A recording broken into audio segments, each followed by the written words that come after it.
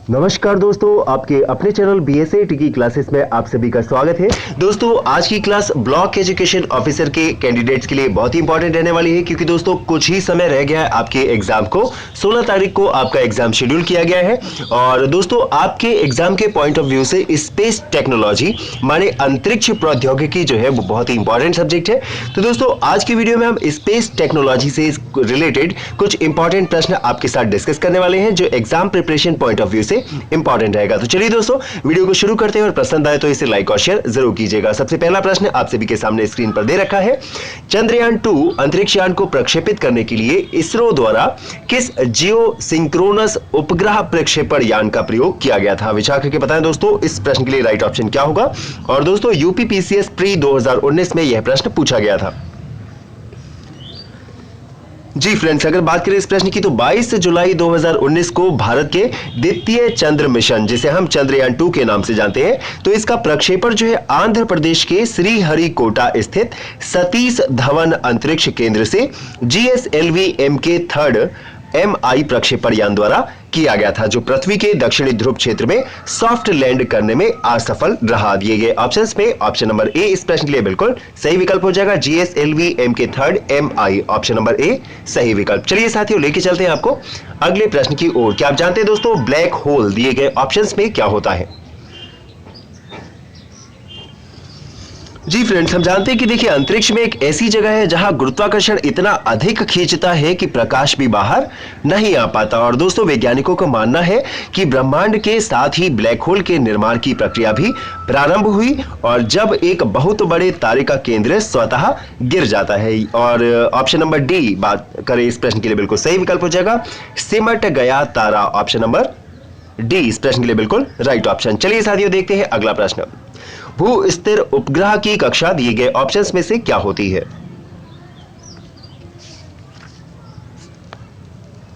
जी friends, बात करें इस प्रश्न की तो भू स्थिर उपग्रह वह उपग्रह होते हैं जो पृथ्वी से 36,000 किलोमीटर दूरी पर पृथ्वी की कक्षा में घूमते हैं। ऑप्शन नंबर बी इस प्रश्न के लिए बिल्कुल राइट ऑप्शन हो जाएगा दोस्तों। दीर्घ वृत्ताकार भू स्थिर उपग्रह की जो कक्षा होती है वह दीर्घ वृत्ताकार होती है। ऑप्शन नंबर बी बिल्कुल सही विकल्प। चलिए साथियों, देखते हैं अगला प्रश्न। निम्नलिखित कथनों पर विचार कीजिए और दिए गए ऑप्शंस में से इस प्रश्न के लिए राइट ऑप्शन क्या होगा, कौन कौन से कथन सत्य है वही हमें बताना है।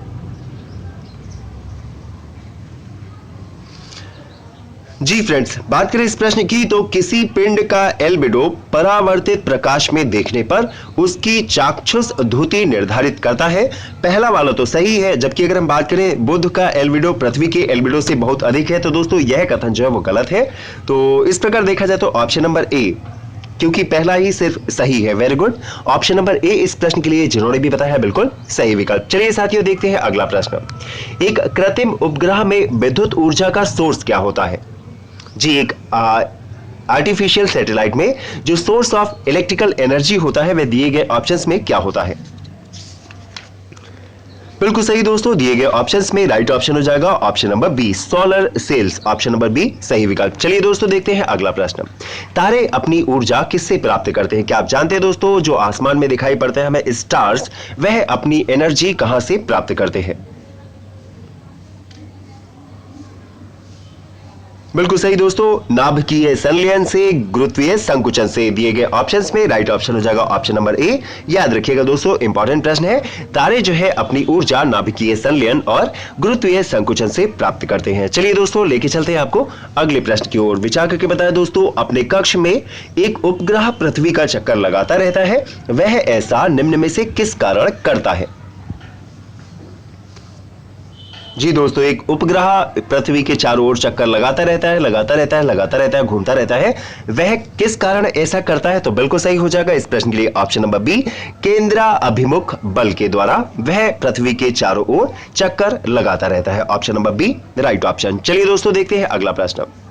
एक अंतरिक्ष यात्री अपने सहपाठी को चंद्रमा की सतह पर सुन नहीं सकता। तो दोस्तों, यदि आप अपने फ्रेंड के साथ चले जाएं चंद्रमा की सतह पर, तो आप आपस में बातें नहीं कर पाएंगे। कारण क्या है?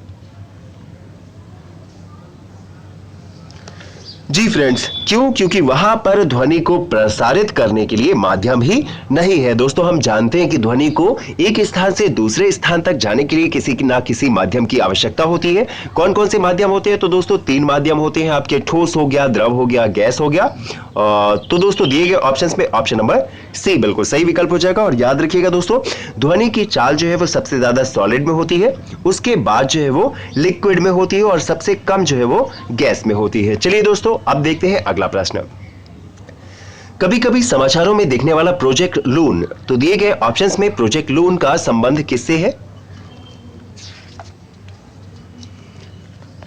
जी फ्रेंड्स, बात करें इस प्रश्न की तो प्रोजेक्ट लून जो है गूगल द्वारा निर्मित और विकसित की गई एक टेक्निक है और इसका जो उद्देश्य है वह है कि दूर दराज के जो दुर्गम इलाके हैं, तो दूर दराज के दुर्गम इलाकों में इंटरनेट सेवा उपलब्ध करवाना प्रोजेक्ट लून का जो मेन ऑब्जेक्ट है। बात करें इस प्रश्न की, ऑप्शन नंबर बी इस प्रश्न के लिए बिल्कुल राइट ऑप्शन हो जाएगा। वायरलेस कम्युनिकेशन टेक्नोलॉजी, बेतार संचार प्रौद्योगिकी से संबंध है प्रोजेक्ट लून का। चलिए साथियों लेके चलते हैं अगले प्रश्न की ओर। निम्नलिखित में से किन कार्यकलापों में भारतीय दूर संवेदी माने IRS उपग्रहों का प्रयोग किया जाता है? जी, IRS represent Indian remote sensing.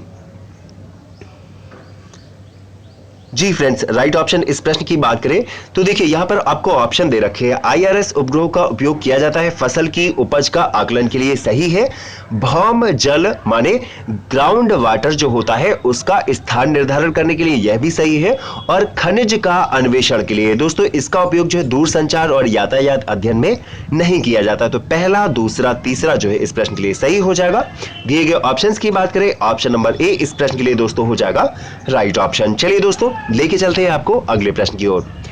Cap केनावेरल जिस स्थल से अंतरिक्ष यान छोड़े जाते हैं किस तट पर स्थित है?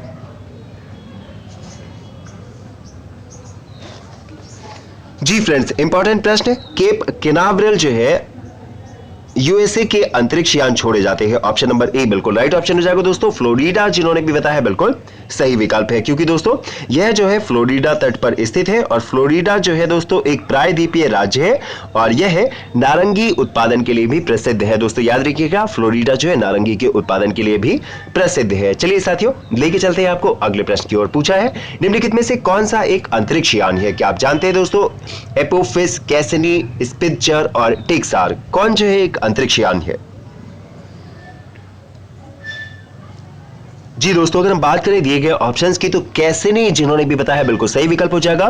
कैसिनी दोस्तों अमेरिकी अंतरिक्ष एजेंसी, क्या नाम है अमेरिकी अंतरिक्ष एजेंसी का? नासा। और अगर बात करें इंडियन स्पेस रिसर्च ऑर्गेनाइजेशन, वह इसरो है।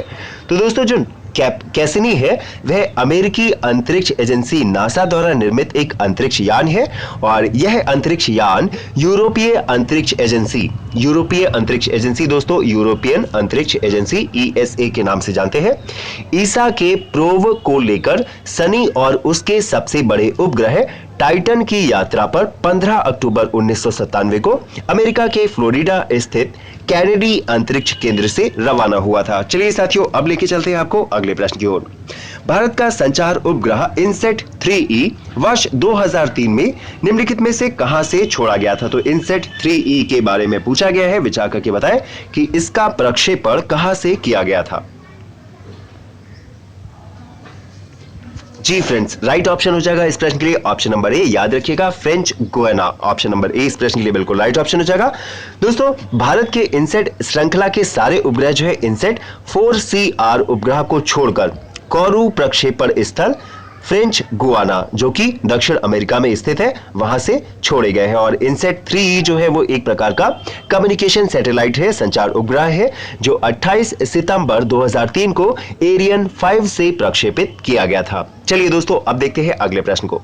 फटाफट सीरीज है दोस्तों, एग्जाम में ज्यादा टाइम नहीं बचा है, इसीलिए जो है हम फटाफट ज्यादा से ज्यादा क्वेश्चन को आपके साथ डिस्कस करना चाहते हैं। प्रश्न है जब इनसेट 3B लॉन्च किया गया था उस समय निम्नलिखित में से कौन इसरो का अध्यक्ष था? तो दोस्तों क्या आप जानते हैं इनसेट 3B को किस वर्ष में लॉन्च किया गया था और उस समय हमारे जो इसरो के अध्यक्ष थे नाम क्या था? जी बिल्कुल सही दोस्तों, ऑप्शन नंबर सी इस प्रश्न के लिए बिल्कुल राइट ऑप्शन हो जाएगा। के कस्तूरी रंगन, ऑप्शन नंबर सी इस प्रश्न के लिए बिल्कुल राइट ऑप्शन। और दोस्तों कई बार पूछा जाता है कि इसरो के वर्तमान अध्यक्ष कौन है, तो याद रखिएगा दोस्तों के सिवान। के सिवान जो है वो इसरो के वर्तमान अध्यक्ष। चलिए दोस्तों अब लेके चलते हैं आपको अगले प्रश्न की ओर।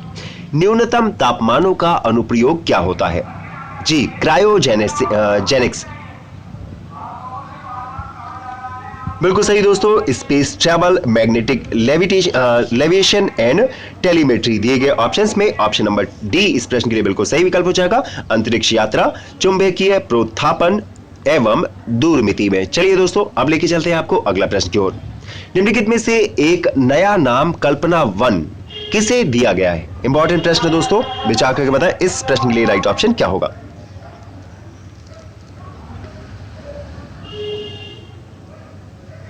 जी साथियों, option number B right option हो जाएगा। मैट सेट इस प्रश्न के लिए बिल्कुल सही विकल्प। चलिए दोस्तों देखते हैं अगला प्रश्न।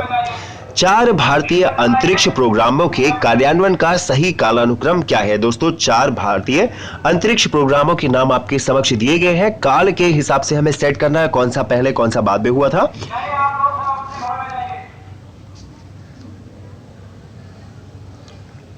जी फ्रेंड्स, अगर हम बात करें, देखिए भारतीय अंतरिक्ष प्रोग्रामों के कार्यान्वयन का जो सही क्रम होगा वो क्या होगा।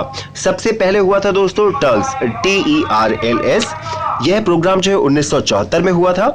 इसके बाद दोस्तों अगर हम बात करें तो ऑप्शन नंबर ए बिल्कुल सही हो जाएगा, क्योंकि साइट इसके बाद हुआ था, स्टेप उसके बाद हुआ था, और एप्पल नामक जो प्रोग्राम है, अंतरिक्ष प्रोग्राम है, वह सबसे बाद में हुआ था। 74 का है जी दोस्तों टर्ल्स। साइट की बात करें तो दोस्तों 1975 में टाइल्स का प्रक्षेपण जो है अमेरिका से किया गया था। इसके बाद अगर हम बात करें दोस्तों 1977 में स्टेप नामक प्रोग्राम जो है अंतरिक्ष प्रोग्राम भारत का शुरू किया गया था। एप्पल जो सबसे लास्ट में है दोस्तों, यह जो है 81 का प्रोग्राम है। तो दिए गए ऑप्शंस में ऑप्शन नंबर ए सही विकल्प हो जाएगा। चलिए साथियों देखते हैं अगला प्रश्न। निम्नलिखित में कौन अंतरिक्ष शब्दावली में संबंधित नहीं है? जी, which of the following is not related to space terminology? जी फ्रेंड्स, टेलीमीटरिंग, भारहीनता और सिसलुनर, यह तीनों ही जो है वो स्पेस टर्मिनोलॉजी संबंधित है। बाइट्स जो कि दोस्तों कंप्यूटर की मेमोरी से संबंधित है। इस प्रश्न के लिए बिल्कुल सही विकल्प हो जाएगा। चलिए दोस्तों देखते हैं अगला प्रश्न। हबल अंतरिक्ष टेलीस्कोप ने पहली बार एक दूरस्थ तारे की सतह की छाया भेजी। तारे का नाम क्या है? जी, जिन्होंने भी बताया ऑप्शन नंबर ए विर्गो इस प्रश्न के लिए सही विकल्प। चलिए दोस्तों देखते हैं अगला प्रश्न। भारत का पहला रिमोट सेंसिंग सैटेलाइट कहां छोड़ा गया था? कहां से छोड़ा गया था? मोस्ट इंपॉर्टेंट प्रश्न है दोस्तों, और इस प्रकार के प्रश्न जो है अक्सर परीक्षा में पूछ लिए जाते हैं।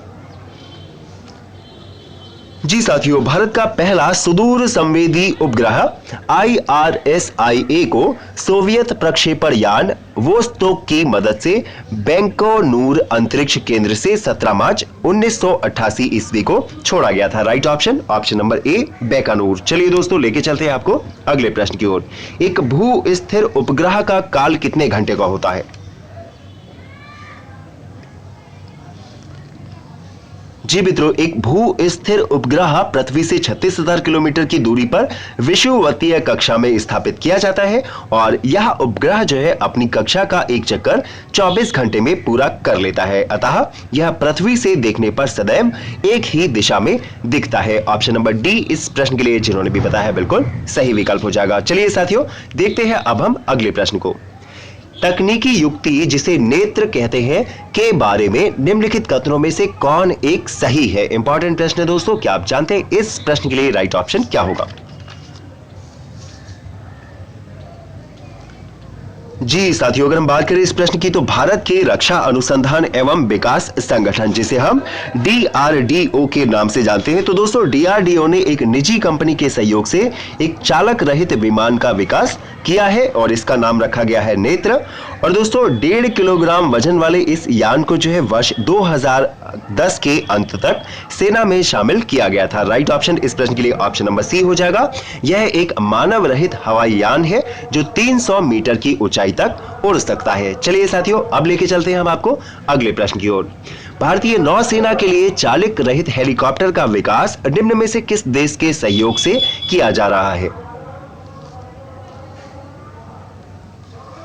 जी बिल्कुल सही दोस्तों, इजराइल। ऑप्शन नंबर सी सही विकल्प हो जाएगा। अगला प्रश्न दोस्तों, कई बार आपने सुना होगा भूस्थैतिक स्थिति के बारे में, तो विचार करके बताएं इस प्रश्न के लिए राइट ऑप्शन क्या होगा। जी फ्रेंड्स, जब कोई पदार्थ पृथ्वी के चारों ओर पृथ्वी की गति के समानुपातिक उस गति से चलता है कि वह पृथ्वी पर स्थित किसी स्थान से निश्चित दूरी बनाए रखता है, तो उसे हम भूस्थैतिक स्थिति कहते हैं। ऑप्शन नंबर सी इस प्रश्न के लिए बिल्कुल सही विकल्प हो जाएगा। चलिए दोस्तों, अब देखते हैं हम अगले प्रश्न को। निम्नलिखित में से कौन सा सुमेलित नहीं है दोस्तों, विचार करके बताएं। जी, भारतीय अंतरिक्ष अनुसंधान संगठन। तो दोस्तों, भारतीय अंतरिक्ष अनुसंधान संगठन उपग्रह केंद्र जो है वो कहां स्थित है, बेंगलुरु में स्थित है, ना कि श्रीहरिकोटा में। तो यहां से आपका सी वाला जो है वो करेक्ट मैच नहीं है। Option number C right option. चलिए दोस्तों, अब प्रश्न देखते हैं अगला। सितंबर 2012 के अंत में भारत ने सफलतापूर्वक अपने सर्वाधिक भार वाले कम्युनिकेशन सैटेलाइट का प्रक्षेपण किया था। तो दोस्तों, इसका नाम क्या था। जी फ्रेंड्स, राइट ऑप्शन हो जाएगा इस प्रश्न के लिए ऑप्शन नंबर सी GSAT-10। याद रखिएगा दोस्तों, 29 सितंबर 2012 को भारत ने अब तक का सबसे भारी उपग्रह GSAT-10 का फ्रेंच गुआना के कोरू से एरियन 5 ESA रॉकेट द्वारा सफलतापूर्वक प्रक्षेपण किया था। चलिए दोस्तों, अब लेके चलते हैं आपको अगले प्रश्न की ओर। इसरो का 100वां स्पेस मिशन कहां से सितंबर 2012 में छोड़ा गया था। मोस्ट इंपॉर्टेंट प्रश्न है दोस्तों, इस प्रश्न को बिल्कुल कायदे से याद रखिएगा। इसरो का जो 100वां स्पेस मिशन है उसे कहां से छोड़ा गया था। तो दोस्तों, बात करें इस प्रश्न की, तो इसरो के सतीश धवन अंतरिक्ष केंद्र श्रीहरिकोटा से 100वां स्पेस मिशन 9 सितंबर 2012 को लॉन्च किया गया था। और इस मिशन के तहत दोस्तों 715 किलोग्राम का स्पॉट 6, जी दोस्तों, स्पॉट 6 सैटेलाइट जो है वो, और दोस्तों 15 किलोग्राम के पॉइंटर्स एमेचर रेडियो सैटेलाइट भेजे गए थे। दिए गए ऑप्शंस की राइट ऑप्शन ऑप्शन नंबर ए। याद रखिएगा दोस्तों, 715 किलोग्राम वजन का स्पॉट 6 जो है वो प्रक्षेपित किया गया था। चलिए दोस्तों, अब लेके चलते हैं आपको अगले प्रश्न की ओर। निम्नलिखित में से कौन सा अंतरिक्ष उपग्रह नहीं है। जी, SLV-3 ऑप्शन नंबर ए राइट ऑप्शन। चलिए दोस्तों, देखते हैं अगला प्रश्न। इनसेट 3C को प्रक्षेपित किया गया, कहां से प्रक्षेपित किया गया। बिल्कुल सही दोस्तों, कोरू से प्रक्षेपित किया गया था इनसेट 3C को। ऑप्शन नंबर बी सही विकल्प। चलिए दोस्तों, लेके चलते हैं अगले प्रश्न को। मोस्ट इंपॉर्टेंट प्रश्न है, आर्यभट्ट का प्रक्षेपण किस वर्ष किया गया था। मोस्ट इंपॉर्टेंट प्रश्न है दोस्तों, क्या आप जानते हैं। जी, स्वदेश तकनीक से निर्मित प्रथम भारतीय उपग्रह था दोस्तों आर्यभट्ट, और इसको जो है 19 अप्रैल 1975 को पूर्व सोवियत संघ के बैकानूर अंतरिक्ष केंद्र से इंटर कॉस्मोस प्रक्षेपण यान द्वारा पृथ्वी के निकट वृत्तीय कक्षा में 594 किलोमीटर की ऊंचाई पर सफलतापूर्वक स्थापित किया गया था। फिलहाल अगर हम बात करें, ऑप्शन नंबर ए इस प्रश्न के लिए सही विकल्प हो जाएगा। 19 अप्रैल 1975 आर्यभट्ट का प्रक्षेपण किया गया था 19 अप्रैल 1975 को। चलिए साथियों, अब देखते हैं अगला प्रश्न। भारत ने कब अंतरिक्ष युग में प्रवेश किया, किसके द्वारा जो है अंतरिक्ष युग में प्रवेश किया था। जी बिल्कुल सही, प्रथम था कौन सा, आर्यभट्ट। तो इसी के द्वारा जो है हमने प्रवेश किया होगा दोस्तों। ऑप्शन नंबर बी सही विकल्प। अगला प्रश्न, अंतरिक्ष विज्ञान पर अनुसंधान और विकास का श्रेय किसको दिया जाता है। जी बिल्कुल सही दोस्तों, विक्रम साराभाई को अंतरिक्ष विज्ञान पर रिसर्च एंड डेवलपमेंट का क्रेडिट दिया जाता है। चलिए दोस्तों, लेके चलते हैं आपको अगले प्रश्न की ओर। पूछा है दोस्तों, भारतीय उपग्रह GSAT-7 के अनन्य रूप से बनाया गया है।